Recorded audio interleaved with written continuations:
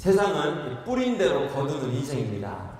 우리말 속담에도 콩 심은 데 콩이 나죠. 팥 심은 데는 팥이 납니다. 성경에도 눈물로 씨를 뿌리는 자가 기쁨으로 단을 거두리라 말씀하셨습니다. 마찬가지로 나의 인생에 내가 판단을 심으면 무엇을 얻게 될까요?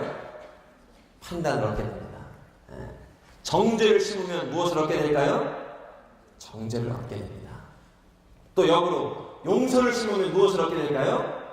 용서를 얻게 됩니다.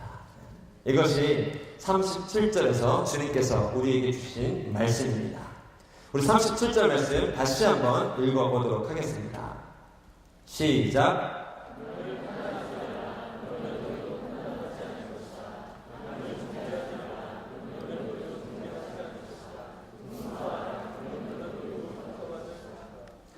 여러분의 인생은 무엇을 심고 있는 인생입니까?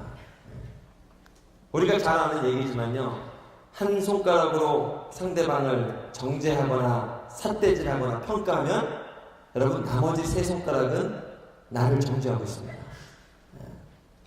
그래서 정죄하는 인생, 판단하는 인생, 가장 고통스러운 인생은 바로 그 인생입니다. 왜냐하면 그 날카로운 정죄를 가지고 나를 정죄하고, 아니 남보다 더 나를 정죄하고 판단하기 때문에 그 어떤 정죄의 굴레, 그 율법의 멍에를 벗어날 수가 없는 것입니다.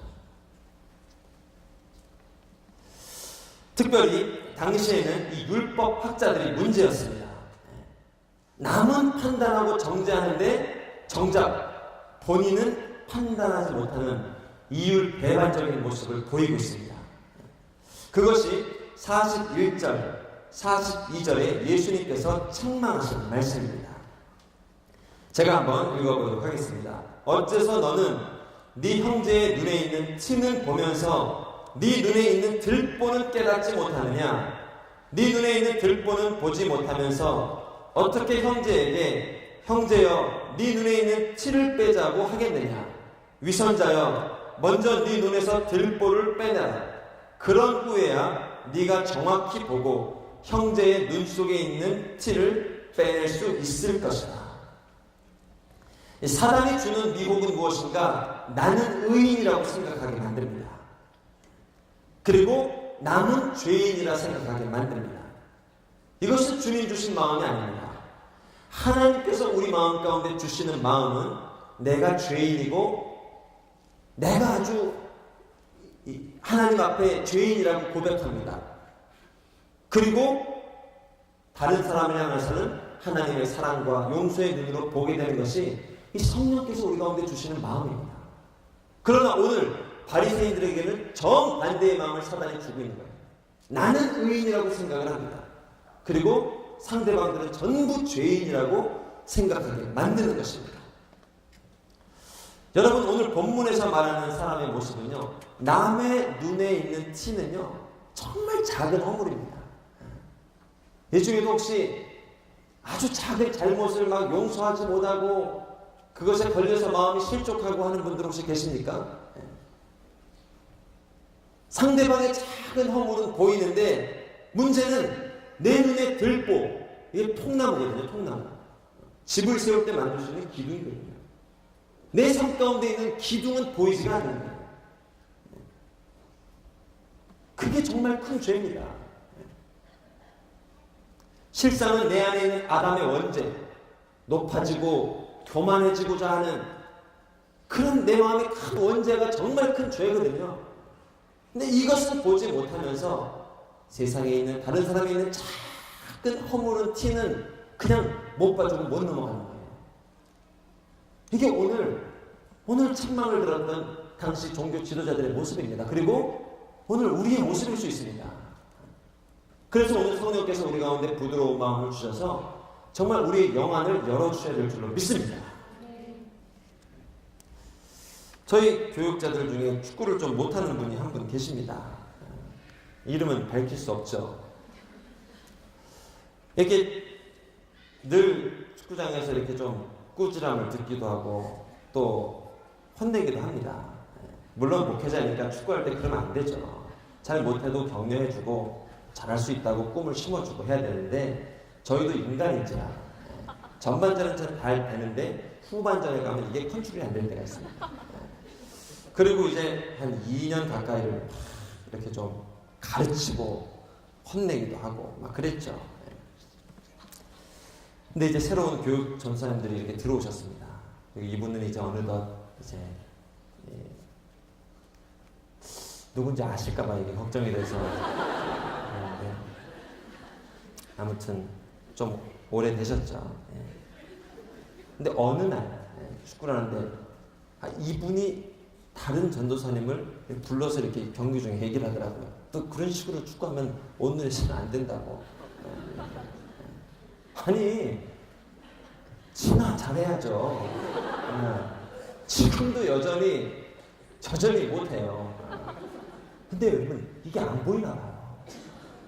본인의 이 발에서 나오는 들보는 안 보이고 상대방의 티는 막 보이나 봐요. 이게 참 우리 모습입니다. 인간입니다. 물론 여러분 이 비판이 아닌 분별 또 판단이 갖는 선기능이 있습니다. 여러분 비판과 판단이 갖고 있는 분별이 있는 선기능이 있습니다. 여러분 그것마저 안 해서는 안 됩니다. 예를 들면 다윗이 범죄했을 때 나단이라는 선지자가 와서 그를 정죄했죠. 그 정죄를 통해서 다윗은 주님 앞에 엎드려 회개하고 새로운 인생을 살 수 있었습니다. 또 잘못된 길을 걸어가고 있는 사람들을 그냥 놔둬서는 안 됩니다.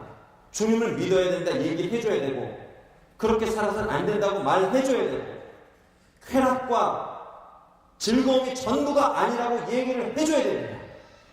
그래야 그 말씀을 듣고 돌이키고 주님 앞에 진리를 경험할 수 있는 거예요. 그러나 본문에서 말하는 이 판단과 정죄는 좀 다른 거란 말이에요. 특별히 본문에서 주님께서 말씀하시는 판단과 정죄, 이 율법학자들에게 말한 이 책망의 메시지는 무엇인가? 교만과 아지 때문에 내 잘못을 보지 못하고 자신은 의인인 마냥 나는 종교 생활을 했기 때문에 하나님의 자녀가 되었다고 생각하고 세상을 향해서는 비판적으로 또 모든 잘못이 세상과 다른 사람의 잘못이냐 보는 아주 좋지 않은 태도와 습관, 간섭, 사고 이것을 주님이 책망하고 계십니다. 여러분 저는 여러분 마음 가운데 이 삶 가운데 어떤 율법의 선기능 명확한 분별력이 정말 성령 안에서 일어나기를 축복합니다. 우리의 인생에도 필요하고 자녀 양육에도 필요합니다.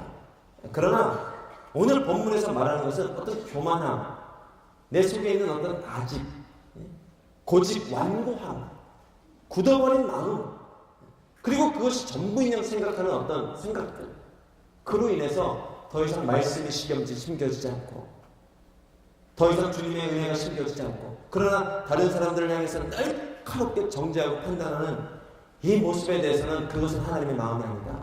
경고하고 깨달으라고 책망하고 계시는 것입니다. 특별히 우리 반도국가인 대한민국 사람들, 저를 비롯하여서 우리 이 땅에 있는 약간 우리는 좀 그 냄비 근성이 좀 있거든요. 쉽게 끌어오르고 쉽게 가라앉는 이런 모습들이 있는데요. 그래서 오늘 우리는요, 이 판단과 정죄 앞에서 이 부분을 간절히 구해야 됩니다. 이 큰 경기 시합이나 빅 매치를 볼 때 우리 저와 여러분 우리 동포들은 얼마나 예리하고 날카롭게 판단하는지 모릅니다. 심판보다 위에서 판단을 합니다. 더 날카롭고 예리하게 판단합니다. 그리고 그 경기를 심판하고 있는 심판을 다시 심판하고 정죄합니다. 어떤 때는 전 국민이 심판 위에 심판자로 자리 잡고 있단 말이에요. 그게 얼마나 불처럼 뜨겁게 일어나는지 몰라요. 그러다가 채 한 달도 안 돼서 그냥 쑥 사그라듭니다. 그리고 이제 시간이 지나서는 그 사랑했던 선수를 뒷조사하고 남자친구가 생겼다. 프라이버시를 괴롭히고. 그러니까 제가 K 선수라면 아주 당황스러울 것 같아요. 이 사람들이 나를 사랑하고 존중해 주는 거냐? 아니면 이게 좀 병이 아닌가? 그래서 저를 비롯해서 우리 동포들은요, 오늘 이 부분에 있어서 하나님의 은혜를 구해야 돼요. 이거 약간 병입니다, 정말. 그렇게 사랑한다 하더니 또 이제 막 뒷조사가 나고, 인터뷰하고 막, 이건 아닙니다. 이거는요, 열정이 아닙니다. 절제되고 정제되지 않은 열정은요, 혈기이고 분노입니다. 그리고 어둠에 가까운 것입니다. 아멘? 그거는 열정이 아닙니다. 절대 하나님의 속성이 아닙니다. 여러분, 우리 예수님을 보세요. 순간의 감정 때문에 욱하고 혈기 부리고 하신 모습이 없습니다. 심지어 책망하고 경고하실 때도 성령님께서 주시는 마음과 준비된 기도를 통하여서 계획하고 또 결정해서 움직이시지 어떤 순간의 감정 때문에 움직이는 분이 아니란 말입니다. 그리고 성령께서 우리 가운데 주시면 이러한 마음을 주실 줄로 믿습니다. 작은 일에도 놀라고 흥분하는 우리 인생이 아니라 성령께서 우리 가운데 폭풍 속에도 잔잔히 그 길을 걸어갈 수 있는 이 영혼의 힘을 우리 가운데 부어주신단 말이에요. 근데 우리 대한민국 동포들보다 더한 사람들이 있었단 말이에요. 누군가? 당시 유대인 종교 지도자들이었습니다. 우리는 그래도 핑계 대자면 쉽게 끌어오르지만 또 쉽게 가라앉습니다. 놀랍지 않습니까? 막 전 국민 서명 운동이 카톡으로 오고 막 이러더니요, 뭐 일주일도 안 돼서 그냥 사그라집니다. 한번 따라해 보겠습니다. 병입니다. 병이에요, 병. 차라리 한 달 정도 그냥 이렇게 계획했다가 한 두세, 6개월 또 국제적 연맹에 한번 조사도 의뢰하고 이렇게 가야죠. 이게 확 올랐다가 이제 다시 또 그냥 이건 아니라는 거죠. 근데 우리는 그래도 쉽게 가라앉습니다.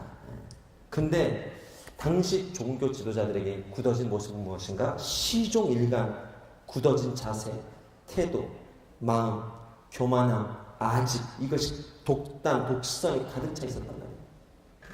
아주 오랜 시간 이것이 고착화되었단 말이에요. 그것이 진짜 병든 인생이거든요. 고치기 힘든 인생이거든요. 오죽했으면요, 그 온유하신 주님이 오늘 책망하고 이 말씀 가운데 약간 그 주님의 분노까지도 느껴지지 않습니까? 이건 아니라는 거예요. 그렇게 살아서는 안 된다. 오늘도 정말 주님의 성령께서 우리 가운데 역사하실 줄로 믿습니다.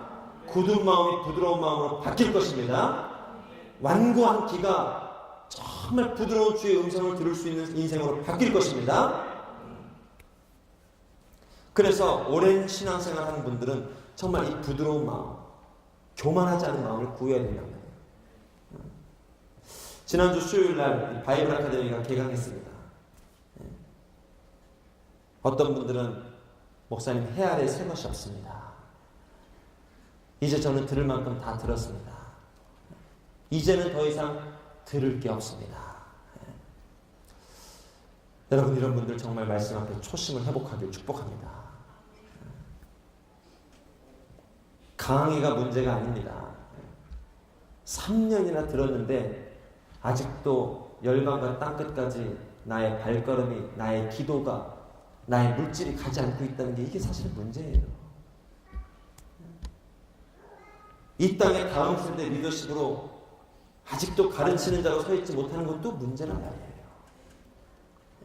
저는 바이블 아카데미의 10년 차입니다. 화요 성령 집회 15년 차입니다. 그러나 아직도 집회에서 은혜 받고 아직도 말씀에서 은혜 받습니다. 또 어떤 분은 목사님 얘기 듣고 내가 정말 큰 맘 먹고 이번에 오랜만에 다시 바이블 아카데미 신청하고 갔는데 역시 별 볼 일 없었습니다 하시는 분들, 정말 위기였던 거예요, 여러분. 내 마음과 심령이 그 정도 결단하고 나왔는데도 하나님의 말씀이 들리지 않을 정도였다면 정말 위기였던 거예요. 다시 한번 주님 앞에 믿음으로 은혜를 구하고요. 여러분, 이 바이블 아카데미에 나오는 강자님들 지역교회, 개교회, 개척교회, 시골교회에서 보면 놀랍니다. 이런 분들은 1년에 한 번 집회 때나 모시는 분들입니다. 근데 여기서 12번 강자의 은혜를 못 받는다? 이해가 안 되는 거거든요. 그렇기 때문에 그런 분들이 있다면 다행히 여기십시오. 아, 내가 한 번을 들어도 마음이 깨지지 않네. 정말 내가 오길 잘했다. 그리고 주님 앞에 다시금 주님 말씀 앞에 겸손한 마음을 주십시오. 설령 마음에 안 드는 강사가 나왔다 할지라도 그것이 말씀으로 심겨지고 믿음으로 심겨져서 내 삶 가운데 반응하고 일어나는 역사가 일어나게 해주십시오. 그때 주님의 놀라운 일들이 여러분 심령 가운데 일어날 줄 믿습니다. 저는 그래서 이 말씀 앞에 우리의 마음가짐, 태도를 참 강조합니다. 새벽 예배 때도 강조합니다. 특별히 이 뒷자리에 앉는 분들 앞으로라고 계속 부탁을 합니다. 목사님, 저는 1년 6개월째 이 자리에서 은혜 많이 받고 있습니다. 그래도 저는 앞으로 앉으라고 얘기를 합니다. 왜냐면요, 이 은혜는 자세와 태도에서 이미 결정이 됩니다. 여러분, 이 중에 콘서트 참석하는데 같은 돈 내고 앞자리 오십니까? 뒷자리 가십니까? 옆자리 가십니까? 중앙의 자리 오십니까? 우리 마음의 태도에서 이미 어둠이 떠나가는 것이 결정이 되고 하나님의 영광과 은혜가 결정이 되는 거예요. 저는 이 자리와 태도에 있어서 진짜 살아있는 간증자입니다. 제가 신학교에 입학하고 너무 정말 많은 이 오늘의 교회 사역 가운데 첫 해부터 전도사로 사역하면서 학점이 거의 그냥 바닥을 치고 있었습니다. 그리고 제 스스로도 안위하고 있었습니다. 그래도 사역 열심히 하고 있잖아. 그런데 1년이 넘어갈 때쯤 이제 담당 목사님이 바뀌셨는데 이분이 저에게 던진 첫 질문이 네 학점이 어떻게 되냐 물어보시더라고요. 그래서 부끄러운 제 학점을 가감없이 말씀드렸더니 그분이 이렇게 좀 약간 놀란 눈빛으로 쳐다보시면서 하나하나 점검을 해주시는 거예요. 나름 열심히 하고 족보 저는 완벽하게 구합니다. 하는데 딱 마지막 하나 어디서 결정되는가? 너 수업 어디서 듣냐? 하고 이 목사님이 물어보시더라고요. 근데 저는 이제 이 교회 사역이 워낙 많다 보니까 수업 중에도 전화 받으러 나가야 되고 또 이런 일들이 많다 보니까 뒷자리에 주로 앉았습니다. 그래서 뒷자리에 앉습니다 했더니 그게 문제라고. 이번 학기부터 앞자리에 앉으라고. 거기서 역사가 일어날 거라고. 근데 저는 이 말씀이 정말 주님 말씀처럼 들렸습니다. 그리고 그 학기 때부터 제가 맨 앞자리에 앉았습니다. 여러분 믿어지지 않겠지만 한 클래스에 150명 가까이 수업을 듣는데 첫 3줄까지는 아무도 안 앉습니다. 그리고 3줄째부터 앉습니다. 근데 저만 앞자리에 앉아요. 혼자. 그리고 2줄 비어있고 3줄부터 앉습니다. 정말입니다. 그러니 첫 한 2-3번째 수업까지는 수업이 안 들려요. 뒤에서 막 쳐다보고 있는 것 같고 이게 어색하고 그리고 내가 언제부터 이렇게 모범생이었다고 이 앞자리에 앉아가지고 이러고 있나 싶어서 했습니다. 그러나 모든 수업을 졸업할 때까지 제가 맨 앞자리에 앉았습니다. 그 학기 여러분 믿어지지 않는 학점이 1.2점인가 올랐습니다. 100점 만점이 아닙니다. 4.5점 만점의 학점이 1.2점인가 올랐어요. 여러분 이 열매는요 태도에서 결정이 됩니다. 할렐루야. 앞자리 와서 예배드리고 말씀을 사모하며 나아갈 때 열매는 거기서 결정이 되는 거예요. 그리고 새벽 예배 나오신 분들 기도할 때 일주일에 한 번쯤은 무릎 꿇고 기도하는 거예요. 내가 얼마나 세상에서 많이 무릎을 꿇습니까? 돈 앞에, 직장 상사 앞에, 권력 앞에. 그러나 이 아침에 내가 주님께 무릎을 꿇습니다 하고 무릎을 꿇는 순간 어둠이 이미 떠나가는 것입니다. 그 태도에서 이미 열매와 응답 결정이 되는 거예요. 우리가 오늘 이 말씀을 들으면서 정말 주님 앞에 주님 앞에 어린아이 같은 마음을 주시고 어느 순간 굳어지고 어느 순간 완고해진 내 믿음의 생각들, 사고들이 있다면 주님 거두어 가주십시오. 부드러운 마음을 주셔서 주님 앞에 어린아이처럼 나갈 수 있는 마음을 허락해 주십시오. 이것이 우리가 붙잡아야 될 믿음의 태도인 줄로 믿습니다.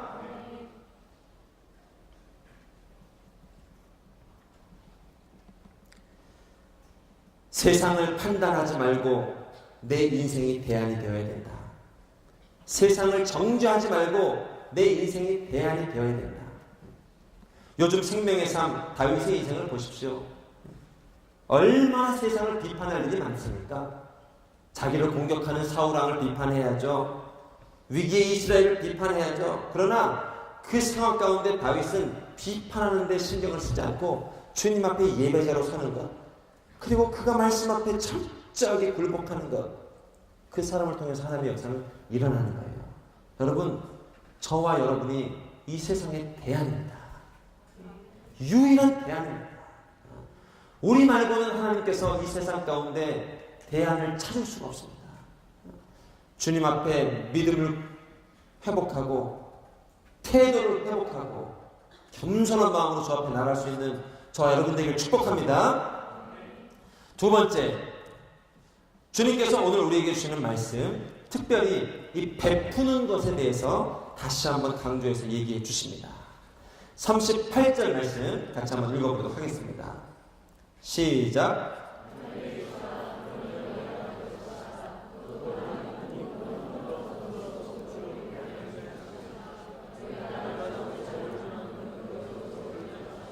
한번 따라해 볼까요? 주는 자가 받는 자보다 복되다. 아멘. 아멘입니다. 여러분, 남자친구와 여자친구가 교제를 시작합니다. 받을 때도 기쁨이 있지만 정말 그 사랑하는 사람을 위해서 준비하고 또 놀래켜 주고 그걸 통해서 또 기뻐하는 모습을 바라보는 게 얼마나 큰 즐거움인지 모릅니다. 제가 이번에 샤이닝 글로리 진행을 맡아서 섬기고 있는데, 이 지원자로 들어왔을 때 참 많은 분들이 은혜를 받는데, 그 다음 기수에 봉사자로 섬길 때 정말 많은 은혜를 받는다고 하거든요. 지원자로 있을 때는 자녀된 마음의 축복을 누리게 되지만, 봉사자로 섬길 때는 아들과 딸을 바라보는 아버지의 마음을 느끼게 되거든요. 잠깐 섬기고 있지만 하나님께서 이 받는 자보다 이 주는 자에게 주시는 그 마음의 부요함이 무엇인지, 그 축복이 무엇인지를 알게 됩니다. 그리고 생각해 보면요, 여러분, 이 땅을 위해서 모든 건 내어주셨던 예수님, 그 은혜와 사랑을 받은 우리가 더 축복일까요? 아니면 그렇게 베푸셨던 예수님이 더 복된 인생이었을까요? 예수님이 더 많은 복을 누리신 거예요. 또 자기 아들을 아낌없이 내어주셨던 하나님 아버지, 그리고 그 사랑을 받았던 우리가 받은 복이 클까요? 아니면 아들을 아낌없이 내어주셨던 그 사랑을 누리신 우리 하나님 아버지가 경험한 복이 클까요? 하나님 아버지가 경험한 복이 크죠. 그래서 주님께서는 우리의 믿음, 우리의 삶을 통해서 받는 자의 기쁨에서 이제는 주는 자가 누릴 수 있는 이 축복으로 우리 인생을 계속 이끌어가기 원하는 거예요. 여러분, 정말 주는 자가 받는 자보다 복이 있습니다. 영혼의 상급이 아니라 이 땅에서 누리는 마음의 부요와 회복, 축복이 얼마나 큰지 모릅니다. 38절 말씀 제가 다시 한번 읽어드리겠습니다. 남에게 주라, 그러면 너희가 받을 것이다. 그것도 많이 꾹꾹 눌러 흔들어서 넘치도록 너희 품에 안겨줄 것이다. 너희가 남을 저울질하는 만큼 너희도 저울질 당할 것이다. 제가 여호수아 청년부 교육자로, 전임사역자로 처음 섬기게 됐을 때 맡게 된 그룹이 긍휼 그룹이었습니다. 매 주일마다 이 노숙인 사역이 있었습니다. 근데 저는 노숙인 사역의 전문가도 아니고 별로 해본 적도 없습니다. 근데 목사님께서 어디를 신뢰하셨는지 저에게 이 사역을 맡겨주셨어요. 매 주일마다 용산 이 노숙인 쉼터에 가서 노숙인분들을 같이 식사 대접하고, 또 서울역에 있는 쪽방촌을 방문해서 대접하고 참 힘들었어요. 그 서울역 쪽방촌에 갔을 때는 그 지체들도 저를 잘 모르는데 제가 무슨 이 전도나 노숙인 사회 전문가인 줄 알았나 봐요. 그리고 그 좁은 방에 한 어르신 한 분이 계시는데 이 여자 자매 지체가 막 전도하다가 안 되니까 저를 부른 거예요. 저를 딱 불러서 그 방에 딱 앉히더니 나가고 문을 확 닫은 거예요. 그 순간 앞에 어르신이 계시고 이제 어르신이 끓인 그 어떤 찌개와 라면과 이런 것들. 그래서 저는 그 우선 냄새에 코가 딱 막혔습니다. 딱 들어간 순간부터 이 코맹맹이 소리가 나오는 걸 내가 느낄 수가 있었어요. 그리고 저의 관심은 오직 하나. 혹시 이분이 이 음식을 같이 먹자고 하면 이걸 내가 먹어야 될 텐데 이거 안 먹어도 되나?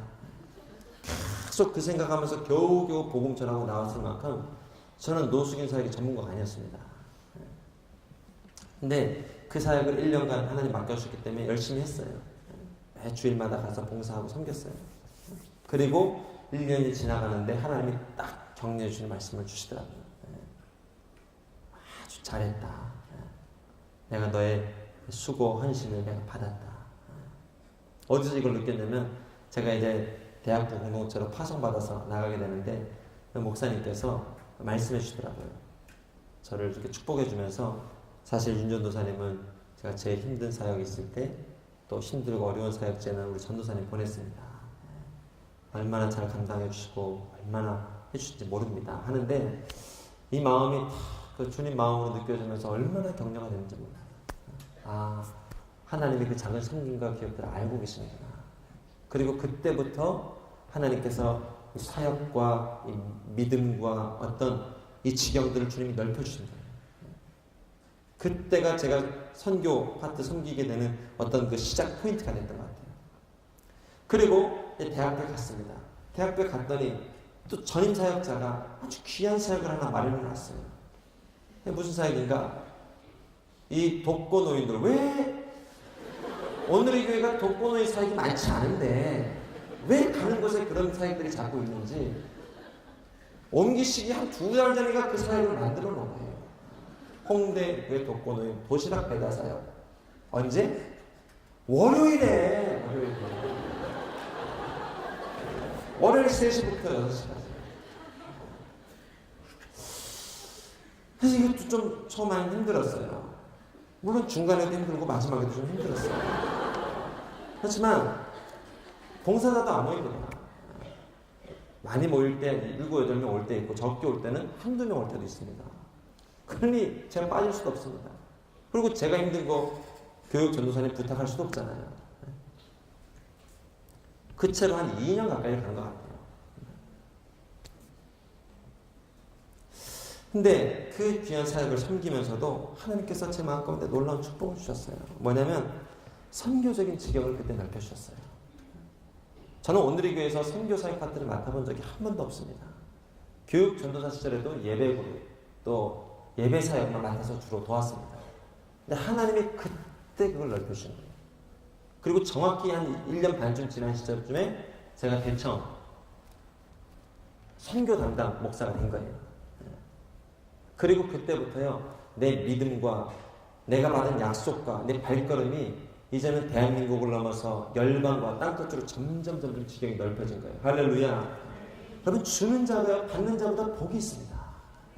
하나님이 주는 자만이 경험할 수 있는 놀라운 믿음의 지경, 은혜의 지경, 회복의 지경, 비전의 지경이 있는 거예요. 그래서 주님 말씀하시는 거예요. 남에게 주라. 그러면 너희가 받을 것이다. 어떻게 받아요? 꾹꾹 눌러서 넘치도록 받게 될 것이다. 여러분, 이러한 축복을 저희 모두가 받을 수 있기를 주님의 이름으로 축복합니다. 그것이 하나님께서 우리에게 주신 약속이란 말이에요. 우리에게 있는 이 시간을 아끼고 두었다 뭐 하겠어요?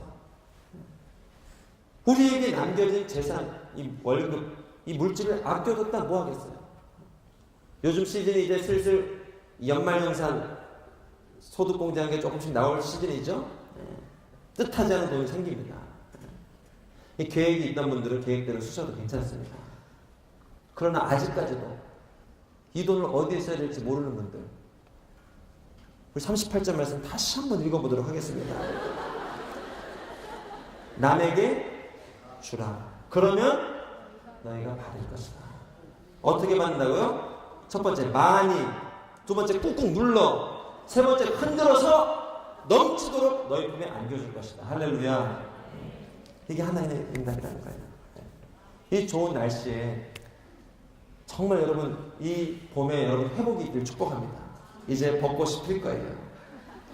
봄바람이 불 거예요. 여러분, 거기에 마음을 훅 던지지 마세요. 외로움이, 고독이, 3년 아우리치 갔는데 아직 혼자인 이 어떤 해석되지 않는 것들이 막 제 문개구름처럼 올라오는 거예요. 그냥 인조이 하세요. 인조이. 주님을 찬양하세요. 높으신 주님, 와, 이렇게 아름다운 날씨. 그래도 시간이 남는 분들은 여러분, 이 시간을 외국인 근로자 봉사활동에도 가세요. 이제 3월에도 캄보디아 외국인 근로자 봉사활동이 있죠. 거기에 내 시간을 드리고 내 마음을 드려보세요. 주는 자가 정말 받는 자보다 더 많은 은혜와 축복을 경험하게 되는 거예요. 그리고 그렇게 하다 보면 여러분, 돈 벌어야 될 이유를 발견하게 됩니다. 살아야 될 이유를 발견하게 됩니다. 내가 왜 이렇게 정말 무시당하고 업신여김 당하면서 마음 상하면서 직장에 일해야 되는지 그 비전을 깨닫게 돼요. 그런 놀라운 축복이 여러분 가운데 일어나기를 축복합니다. 세 번째, 오늘 주님께서 주신 말씀 중에 좋은 선생님을 만나야 된다. 이것을 주님께서 말씀해 주십니다. 39절 말씀 같이 한번 읽어보겠습니다. 39절 시작.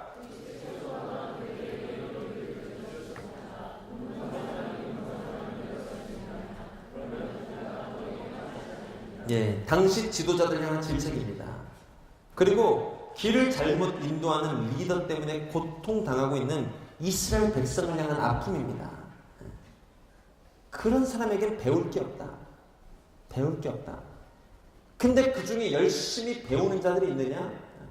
그 중에 그래도 열심히 배우는 자 있느냐? 그 사람은 요 정도 지경까지 올 수 있다. 라고 얘기한 게 40절 말씀이에요. 40절 말씀. 학생이 스승보다 나을 수 없다. 그러나 누구든지 다 배우고 나면 자기 스승과 같이 될 것이다. 그 중에 그나마 열심히 배우는 사람은 어느 정도 되는 거예요? 그 정도 바리새인, 그 정도 종교 지도자 정도까지 될 수 있다는 거예요. 그러니 여러분, 선생을 잘 만나야 된다는 거예요. 여러분, 오늘 이 자리에 우리가 예수님을 나의 구주, 나의 선생님, 나의 멘토로 영접하고 고백한다는 것이 얼마나 놀라운 역사인지 모릅니다. 선생님을 제대로 만날 거예요. 그러나 영생이 없고 사랑이 없고 용서가 없고 진리가 없는 다른 어떤 것을 내 마음의 선생으로 모시고 있다면 눈먼 사람은 그 이상 인도할 수가 없어요. 여러분도 방황하게 되는 거예요. 그러나 하나님께서 나를 따르라. 내가 너희로 사람 낳는 어부가 되게 하리라. 내 말씀을 믿으라. 누구든지 내 안에 거하라. 그러면 나도 그 안에 거하고 이 사람은 열매를 많이 맺게 될 것이다. 주님을 선생으로 모신 자에게는요, 놀라운 역사가 일어납니다. 아직 주님을 잘 느낄 수 없고 아직 주님의 응답이 보이지 않는 것 같아도 여러분, 선생님 되신 예수님이 당신의 구조가 되심을 감사할 수 있기를 축복합니다. 좋은 멘토 만난다는 게 정말 중요하거든요. 요즘 해외 축구 경기들을 보세요. 선수들의 몸값도 천정부지지만 이 감독들의 몸값이 얼마나 비싼지 모릅니다. 심지어는 어떤 선수들보다 훨씬 더 높게 받는 감독들도 허다합니다. 왜 그런 거예요? 그만큼 리더가 중요한 거예요. 인생의 누구를 리더로 모시고 있느냐가 중요한 거거든요. 더 이상 여러분 인생의 리더가 상처가 아니기를 축복합니다. 세상에 잘못된 어떤 가르침이 리더가 아니기를 축복합니다. 허탄한 신하들, 잘못된 신하들, 거짓들, 실패, 과거, 더 이상 이런 것들이 여러분의 선생이 아님을 믿을 수 있길 바랍니다. 당신의 리더는 예수 그리스도란 말이에요. 그래서 그분을 스승으로 만나면 역으로 생각할 수 있는 거예요. 오늘 말씀은 누구든지 예수에게 배우고 나면 우리 모두 예수님처럼 될 것이다. 우리 40절 말씀을 이러한 마음으로 새롭게 다시 한번 읽어보면 좋겠습니다. 믿음을 가지고 시작. 학생이 스승보다 나을 수 없다. 그러나 누구든지 다 배우고 나면 자기 스승과 같이 될 것이다. 이게 주님께서 우리에게 주신 약속이에요. 바리새인에게는 책망의 메시지였지만 우리에겐 약속입니다. 네가 나를 믿고 있느냐? 네가 예수님을 주로 고백하고 있느냐? 그러면 나처럼 사랑을 베풀고 나처럼 용서를 베풀고 나처럼 은혜를 베푸는 인생이 될 거야. 이 땅에서 용서를 심는 인생이 될 거야. 그리고 하늘나라에서 용서를 경험하는 인생이 될 거야. 이 땅에서 사랑을 심는 인생이 될 거야. 그리고 하늘에서 사랑을 받게 되는 인생이 될 거야. 이게 우리의 선생님 되신 예수님이 우리 인생 가운데 주신 약속입니다. 한 주간도 나는 할 수 없지만 내 속사람을 강하게 하시고 내게 믿음을 주신 그분이 그러한 여정과 발걸음을 걷게 하실 줄로 믿습니다. 그 주님을 바라보는 저와 여러분 되기를 축복합니다.